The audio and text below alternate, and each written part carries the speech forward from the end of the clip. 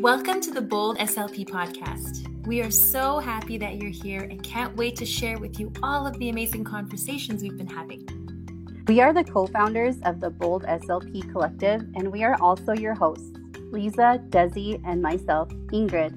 Each of us has a variety of experiences in all things bilingual and bimodal speech-language pathology. You'll get to know us pretty well on here. We started this podcast to share our lived experiences, but also because we want to bring advocacy and cultural humility to the forefront of every speech therapy conversation. We hope that you'll join us each week, and we hope that you enjoy this episode. Hi, so we're here for episode 6, and let's talk about our clinical fellowship years. I am so excited to hear your stories. Mine was a little bit different as usual, so I don't know if you guys want me to go first. How are you guys doing? Yeah, you can go first this time, if you don't mind. Okay, so I am an anomaly. Everybody says plan and apply in advance. I applied for my job in July, and school started, my job started in August. It was it was a fast and furious. I think you're getting the theme of my life, just kind of jump into things. I applied for a bilingual SLP position at my current job. I've been here the whole time. I haven't worked anywhere else. I've worked in other places, but I haven't left. So through the school years, I've always come back, and in the summers, I've done different things. But I applied, I interviewed, and within the hour, they called me and told me I was hired. So I've been here ever since. And I know that my bilingualism was a leg up for sure. They had a bilingual SLP here. She had a PhD, and she was an awesome mentor to me. But she was getting ready to retire, so they were really wanting to get another bilingual SLP to come in so they would have someone when she was ready to retire. So my CF year was really interesting. I was in a middle school. I had a high school SLP as my CF supervisor. And then I had that bilingual SLP as my mentor. So I got both experiences. And kind of just bringing in what we were talking about last episode, it was my year of saying yes to everything, wanting to help everybody. I was 24 years old. I was a newlywed. Just once again, inexperienced, immature, just wanting to do it all, help everybody, and didn't know how to say no. And I ended up just feeling really burnt out, I think by Thanksgiving. So I started working in August, and then I was planning a wedding. I got married in November. I do not recommend planning a wedding through grad school, planning a wedding through your fellowship year.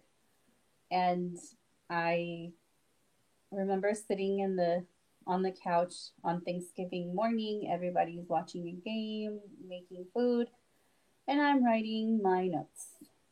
I'm working on reports when I have days off, all weekend long, and just feeling oh, this is not how it's supposed to be. But I thought, okay, everything takes me longer.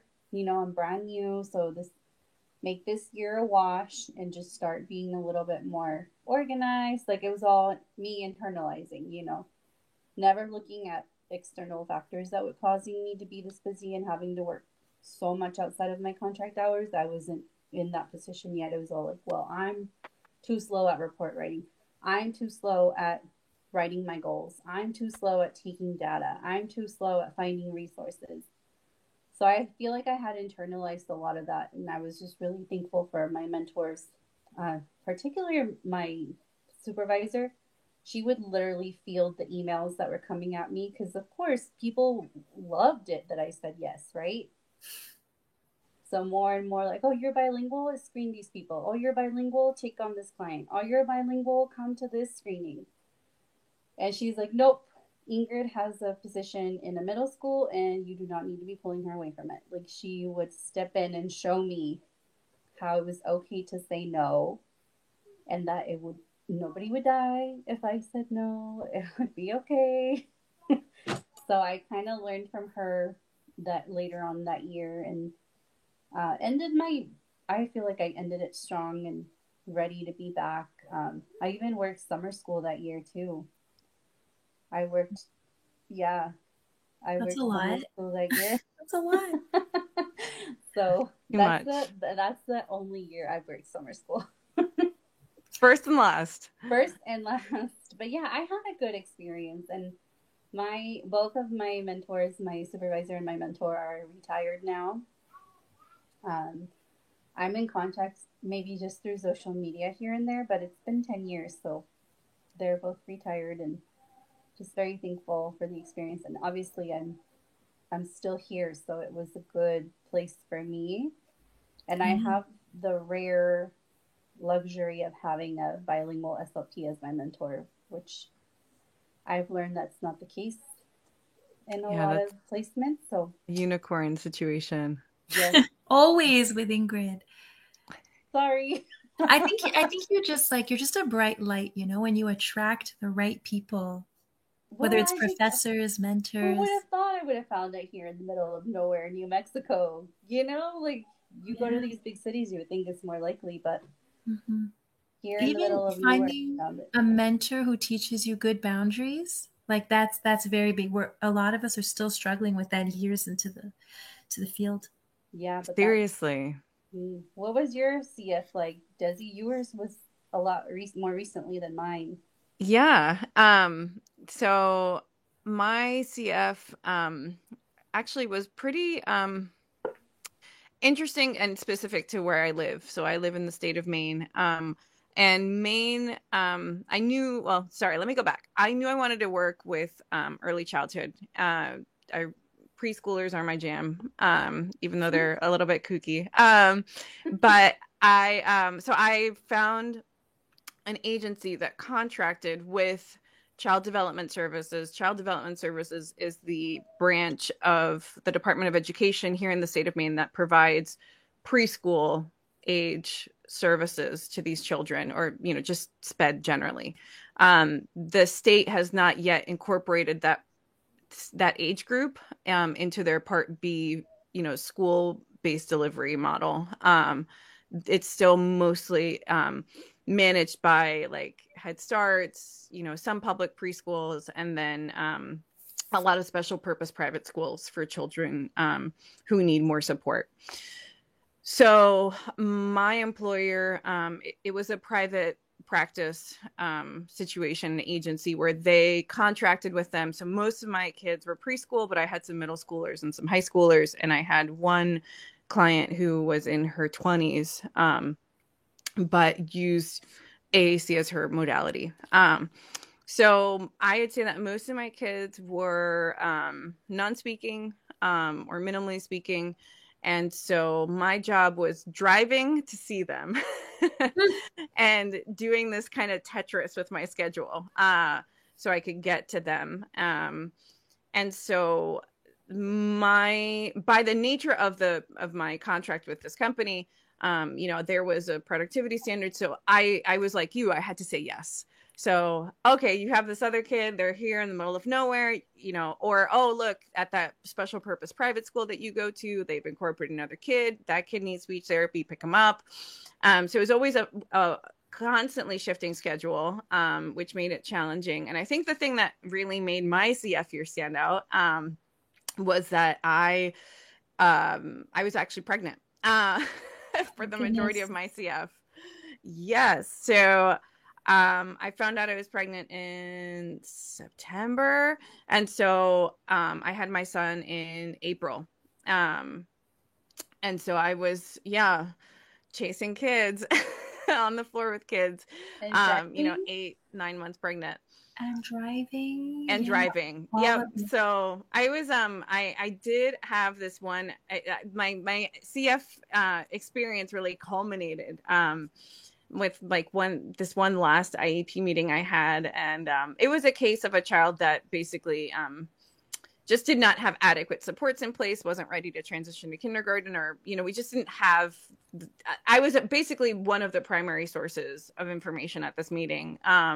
and I just didn't have, information on his academic goals, his, adaptive skill goals, all that. And I just remember like they were all looking at me like, okay, well, so who's going to take over when you're on your leave, when you're on maternity leave? And I'm looking at them like, I don't know. Like I am like 9 months pregnant.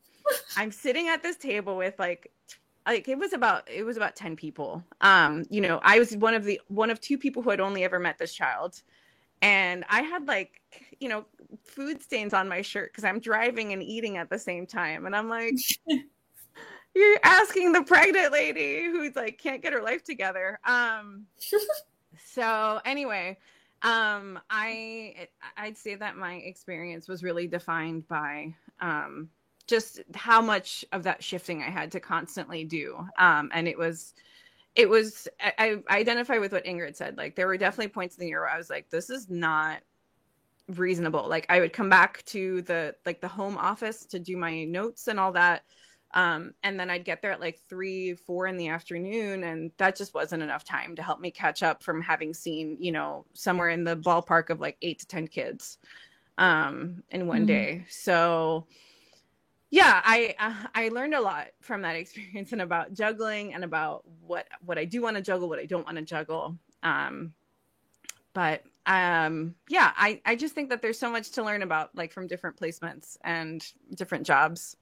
And what works and what doesn't work. But go ahead. I wanted to ask you, because you kind of just skimmed over the fact that you were pregnant and all of us are moms here. So, I mean, were you sick at all? Did you have to ever like take a break to throw up? I mean, that's a huge factor in your CF. Yeah. So actually I was really fortunate. So one of the reasons I was one of these people who didn't really know that they were pregnant until kind of an embarrassing amount of time had passed. So okay. It's because how much is an embarrassing amount? How long? I didn't know. Oh, I think I was at least 6 or 7 weeks. Oh, that's that's not that bad. No, I've heard. Okay, well, okay, no, it wasn't like, oh, surprise, you're pregnant. No, but it was, it was a few weeks in, and it's because I got nauseous at night, and that's when I had like evening sickness after dinner. I never really had any of those like bad symptoms. So during the day I was fine.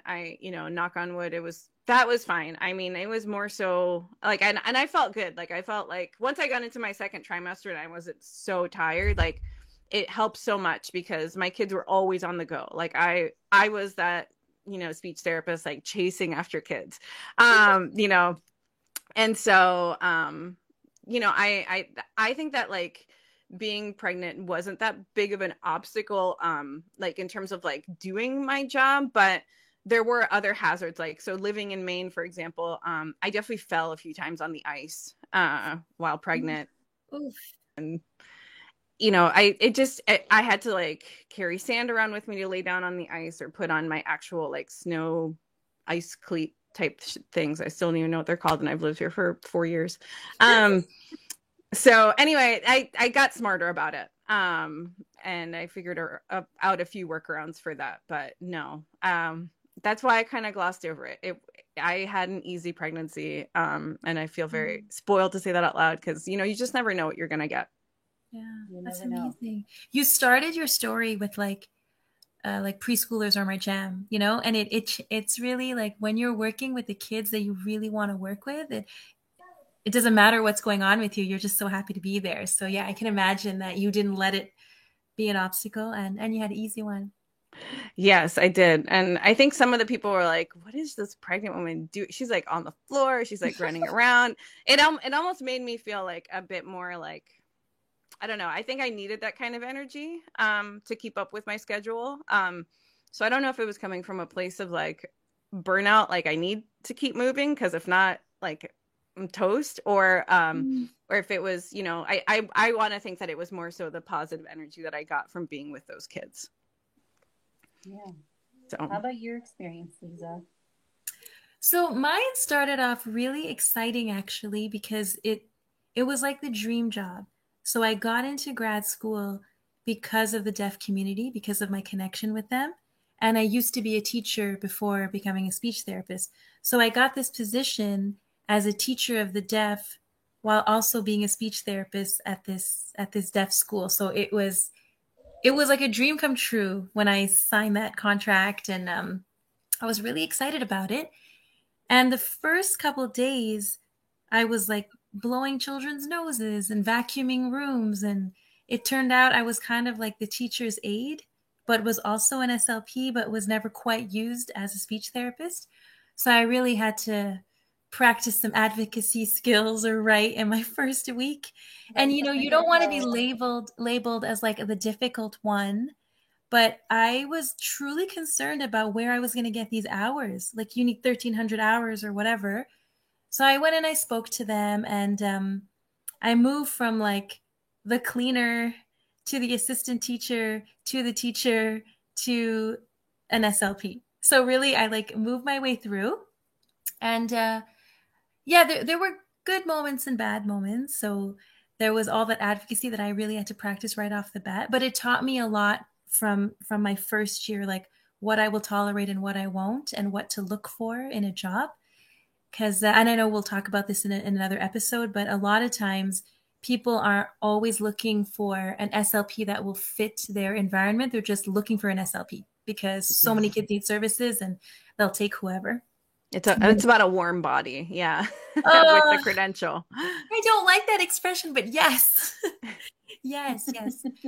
So there was a lot of ableist things happening at my school, because the deaf and hard of hearing community are not like your neurotypical group of kids. And so the tests that we used on them to evaluate them were not really giving us accurate data on what their capabilities were.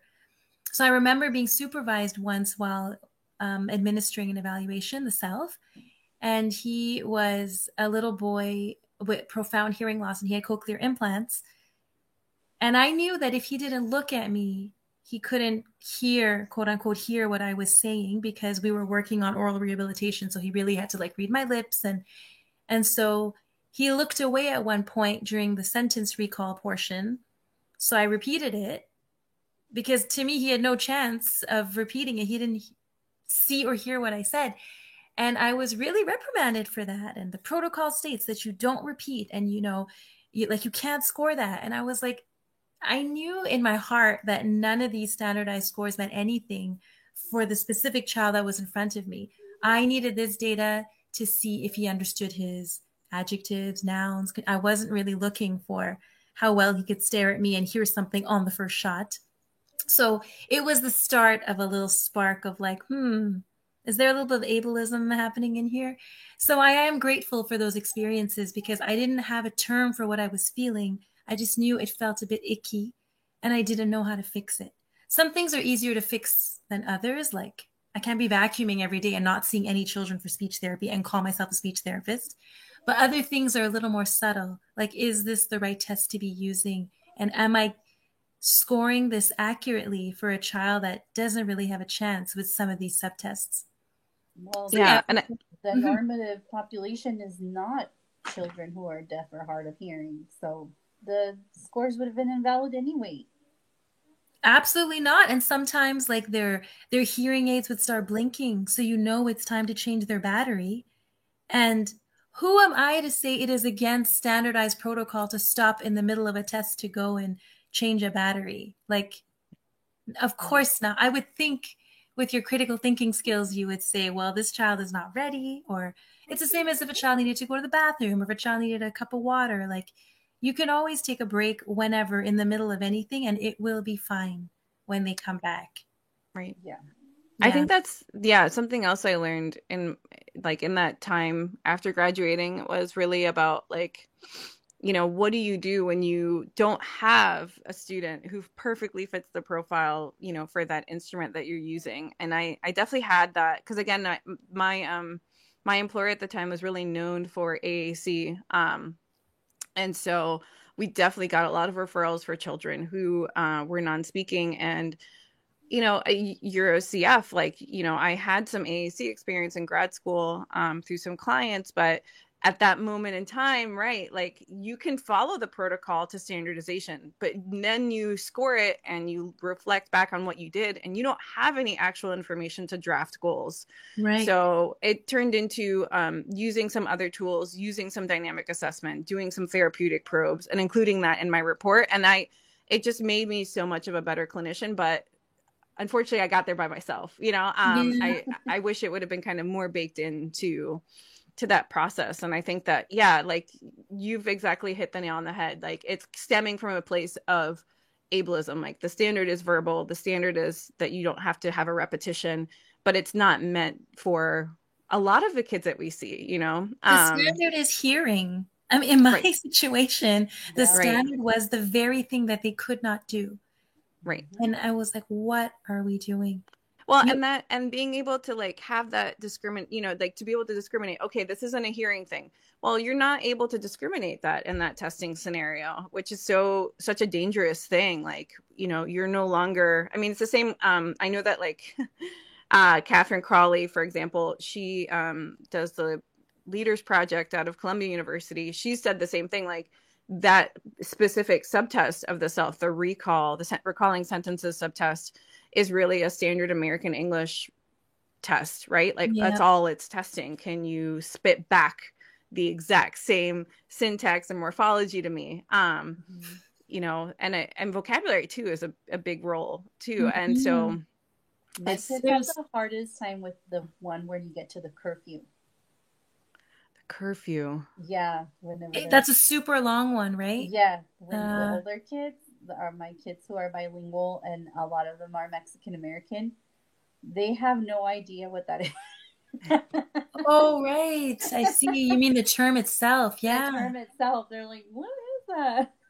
I think of the understanding spoken paragraph subtest, where if I could sign it to my deaf kids, they could probably respond to all the questions in sign language. And to me, that would be perfectly acceptable.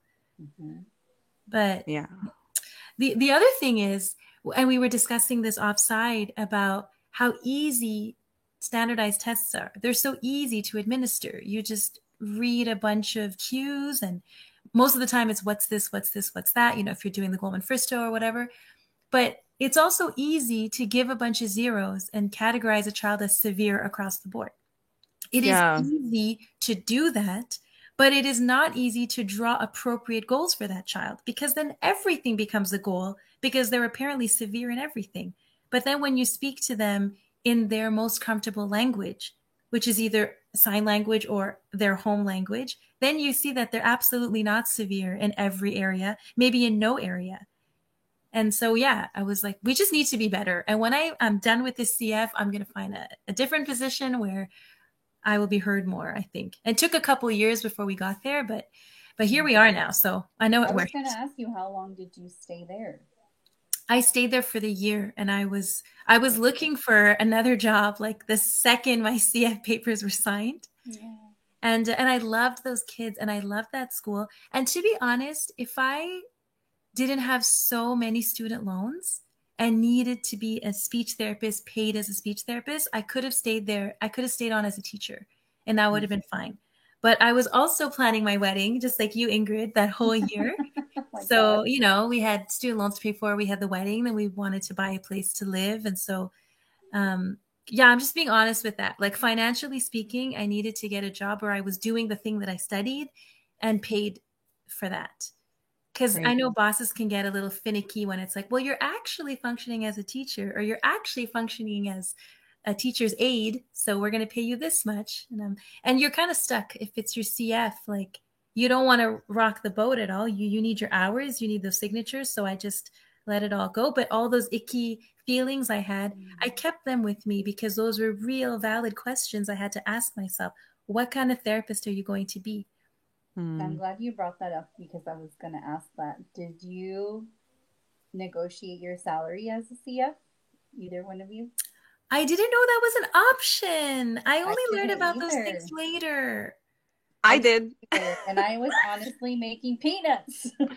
Well, I still made peanuts. But I in my mind, because I was a teacher prior to becoming an SLP, I needed I wanted my salary for my CF to match at least what I was making at my previous job before going down this road. Yes, as a teacher. And it did match. But and it's just something that you said, Lisa, kind of brought it back to me. Like I still didn't have the right balance. You know, I still found myself doing paperwork all the time.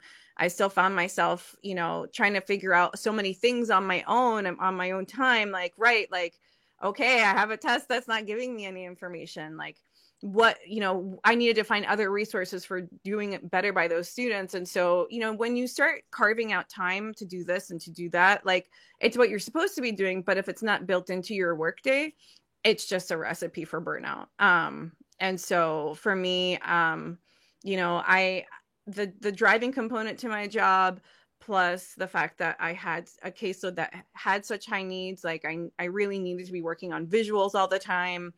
It was just like a perfect storm for me to not be able to keep up. And it's hard because even if I did, the kind of crummy thing is that I did negotiate. I did get an additional, you know, amount. I can't remember, a couple, maybe at $2,000 or $3,000 or something like that, because I had previous teaching experience and previous preschool experience. But then I found out that my other coworkers who graduated from a more local program, they were given a sign-on bonus. So it kind of like, I mean, I obviously had a better deal in the sense that over time I could get a raise. That was, you know, it provided a foundation for a raise rather than like a, you know, some sort of stipend or whatever. But it just didn't feel like it was what I needed at the time. And so, yeah, since then I've been trying to find this work-life balance, and it's tricky. I think that's what my CF taught me, that there are things that you can find or create for yourself that are more balanced. And it's really hard to do that. That really takes time. It really takes figuring out like what work opportunities there are in your area. But it was so important for me to seek those things, especially because my CF year ended in 2019.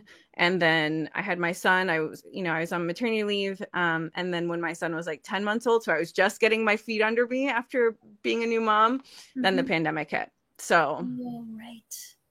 Yeah. I'm so impressed, Desi, like with everything, but I think it worked in your favor that you were a more mature grad student. So you probably had these things in mind to think about, because I feel I was always told, oh, it's very ugly to talk about money, and you seem so ungrateful if you come in asking for this and this. But I knew what I came in with. I had teaching experience and I had a master's, and I was able to do like 3 different jobs that they were looking for.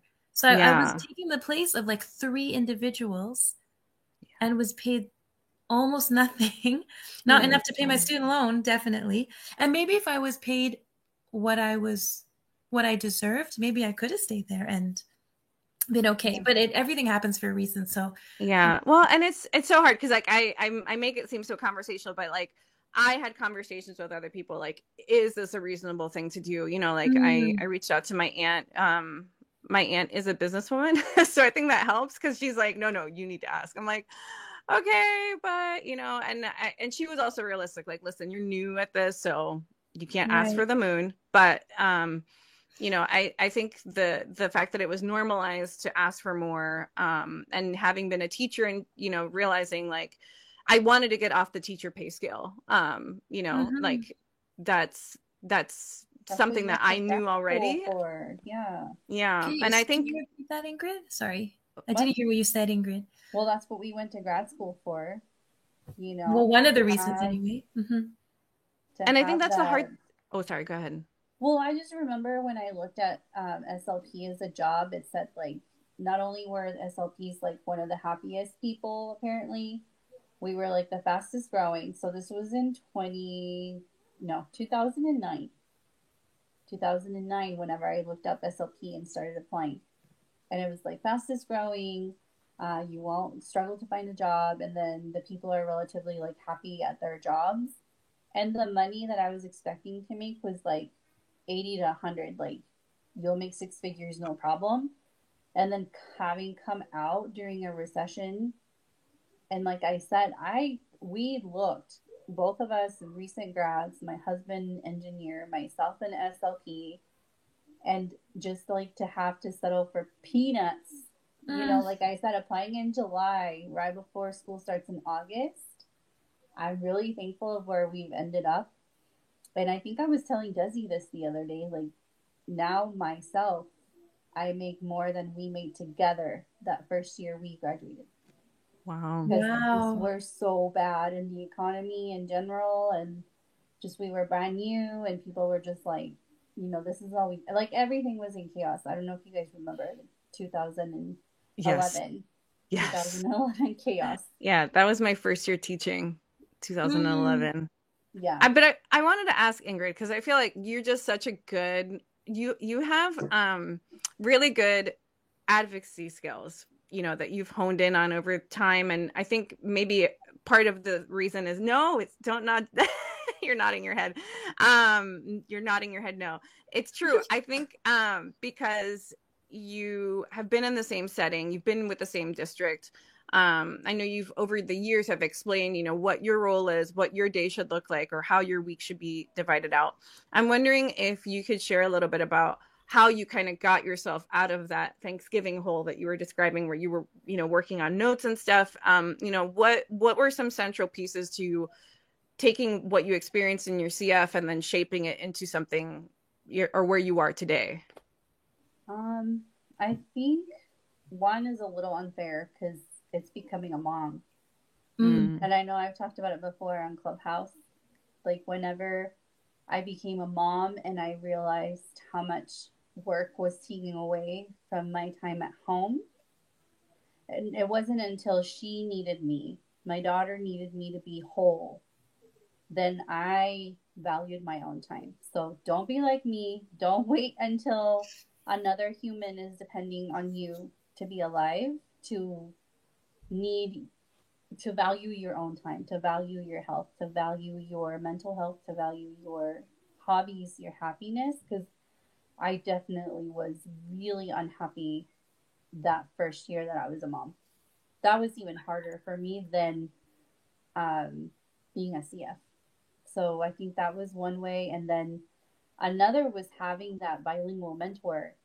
She helped me.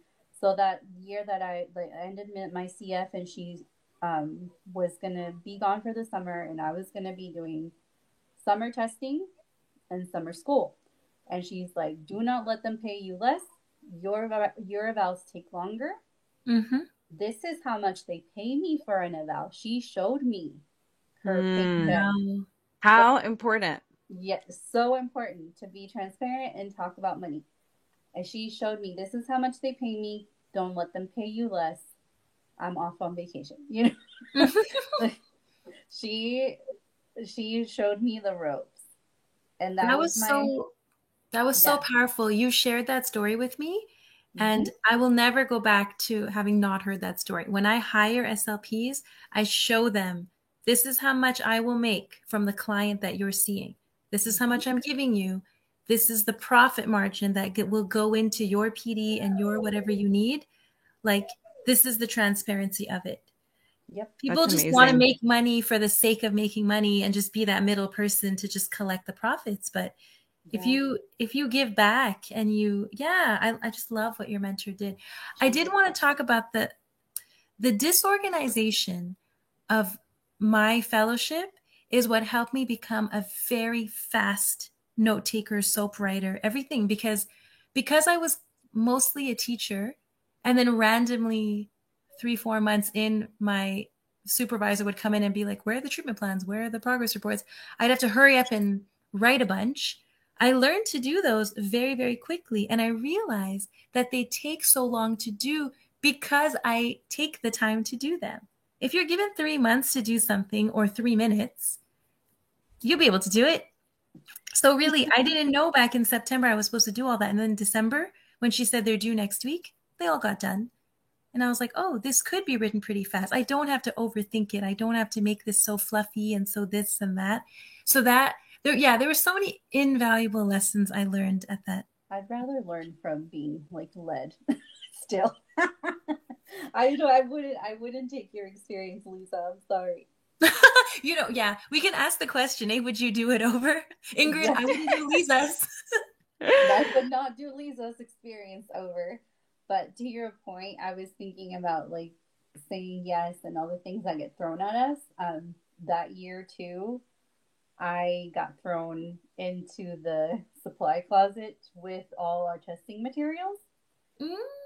And to figure out what needed to be ordered for the next year.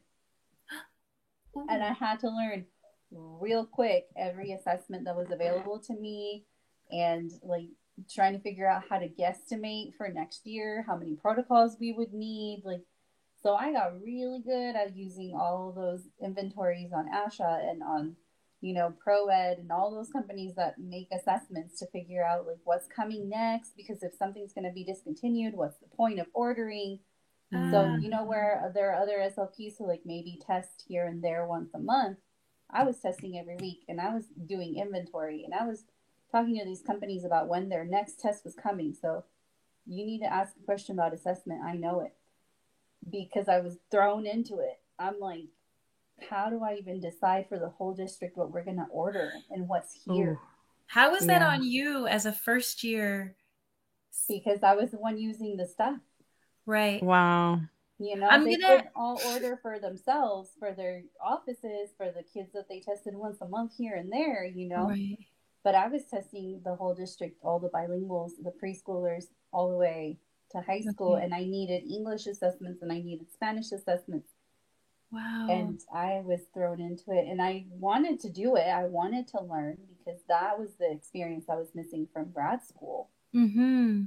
Not having, too many clients who were Spanish speaking, but that was one thing that got thrown at me that I'm like, okay, I learned from that. Because now, like, I know where they come from, who makes them, and why, how long it takes, all of that. Okay, for anyone who heard our last episode, I'm going to pull an Ingrid right now and say that at my CF, I had a giant classroom with 3 round tables. I had windows. Someone else always ordered the evals. And because we always used the same 3 tests on everybody, I never had to worry about any of that stuff. But you remember when you were telling us, in my school, we never had to write lesson plans. Yes. I had a whole classroom that first year. I did. And it was awesome because it was an accordion door that led to the conference room. So I just opened the accordion to go to my meetings. Oh, I'm sorry. Okay, so I thought you were assessing the children in that closet with the evaluations. That's where all the evals were in the basement. Got it. Okay, so you're still winning. You're still winning. You're still winning. And I gave all that up. Listen to this. Whenever I got to my 3rd year, we went to a brand new middle school, and I had the best office, you guys. It was the best. It was brand new. I even had wall-to-wall windows and a shade that would electronically come up and down. Fancy. And all that up for my tiny office that I've been in for the last 6 years, happy as a clam. No wonder she stayed so long. We should probably close this up. Our kids are waking up from their naps. Yeah. Yes. Yeah, I know. I hear my toddler stomping down there. Our CF years, in conclusion, were a crapshoot. We survived. You learn a lot. Do we have a word for our CF? The last word. Last word is, I don't know what's the word for what I said about my time. Self-worth. Value your time. I'm going to go with advocacy. Yes. Yeah, balance, right? Finding a balance, prioritizing a balance, living a balance. I mean, I can't say enough about that, how important that is. And I feel now, especially after the pandemic, I know that that's a buzzword and people talk about that, but it just strikes me how much having a balance can make or break your job as an SLP. Mm-hmm. A balance that works for you. Exactly. Yeah. Yeah. Amazing. Thank you, guys. Thank you.